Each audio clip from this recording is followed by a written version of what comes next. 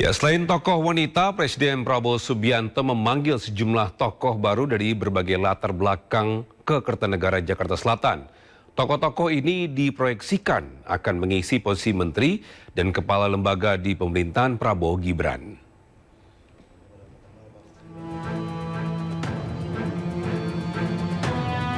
Jelang pelantikan Presiden Prabowo Subianto memanggil sejumlah tokoh dari berbagai latar belakang ke kediamannya di Kertanegara, Jakarta Selatan.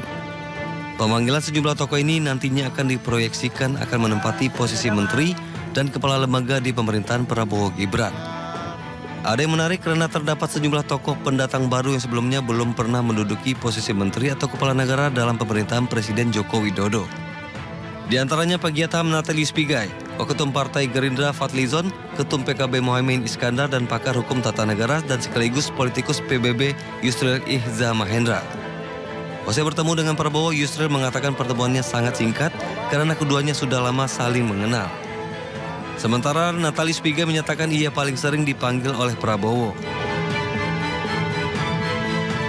Jadi sekarang ini ditarik ke atas, jadi ada Menko yang menangani masalah hukum dan HAM itu, yang tugas-tugasnya nanti akan mencakup juga selain Kementerian Hukum dan HAM, tapi juga ada kementerian lain, lembaga-lembaga lain yang internal pemerintah, ya, imigrasi yang juga akan keluar dari Kementerian Hukum dan HAM, dan kemudian lembaga pemasyarakatan juga akan keluar di bawah koordinasi dari Kemenko Hukum dan HAM.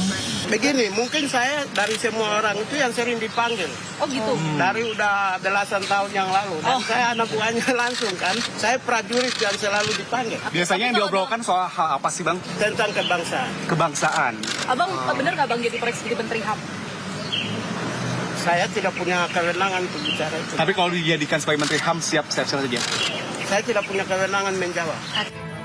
Selain itu, Presiden terpilih Prabowo Subianto juga memanggil sejumlah tokoh baru lainnya seperti politikus Partai Gerindra Marwar Al-Sirait, politikus Golkar Nusron Wahid dan Maman Abdurrahman, Ketua DPD RI Sultan Bakhtiar Najamuddin, Imam Besar Masjid Istiqlal Nasaruddin Umar, dan Wakapolri Komjen Pol Agus Andrianto.